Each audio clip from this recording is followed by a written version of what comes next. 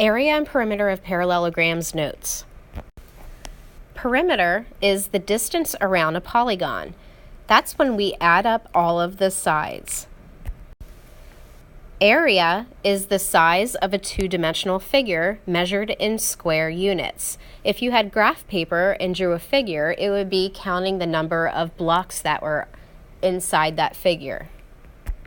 Letter A, find the area and perimeter. This is a square, you can tell because there are 4 90-degree angles and all the sides are the same. And to find the area of a square, we take the side measurement and square it. So side times side.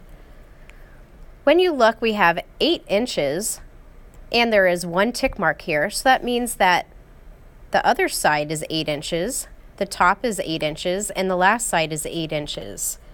It's helpful to fill out all of this because when we get to harder compound figures, you want to know the lengths of each of the sides. So area is the side, which is 8 inches squared, or 8 times 8. 8 times 8 is 64. Then we take inches, which is the label, and because it's area, it is squared, and your area is 64 inches. For perimeter, you're going to add all the sides together. So it's 8 plus 8 plus 8 plus 8. This leaves you with 32, and it's just inches as a label. B, find the area and perimeter. This is a rectangle. There are 4 90-degree angles. You have 1 tick mark on either side and 2 tick marks on the top and the bottom.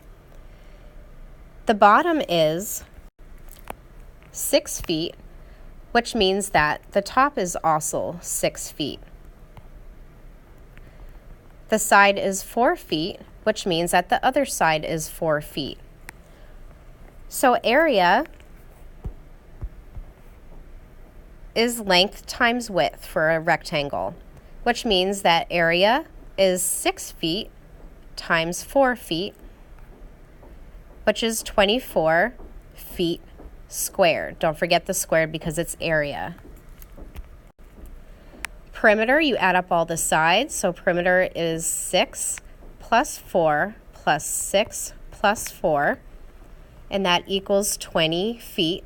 It is just feet for perimeter. For C, we have a rhombus. We need to make sure that we draw a right angle in here to be able to do the area. So there's already a line that's drawn, and you see it's 8 millimeters. That is just an inside measure, but we have 9 millimeters on the bottom, which means it's 9 millimeters on the top. We have 10 millimeters at the side, so it's 10 millimeters at the other side. For area, we're going to do base times height. So we're going to take the line that's at the bottom that makes the right angle, and that was 9,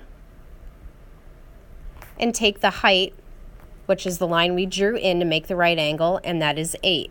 9 times 8 is 72. It is millimeters, and because it's area, it's squared. So your area is 72 millimeters squared. For perimeter, you're taking the outside measurements. So we have only the outside measurements, not the one that's on the inside. So you have 9 plus 10 plus 9 plus 10.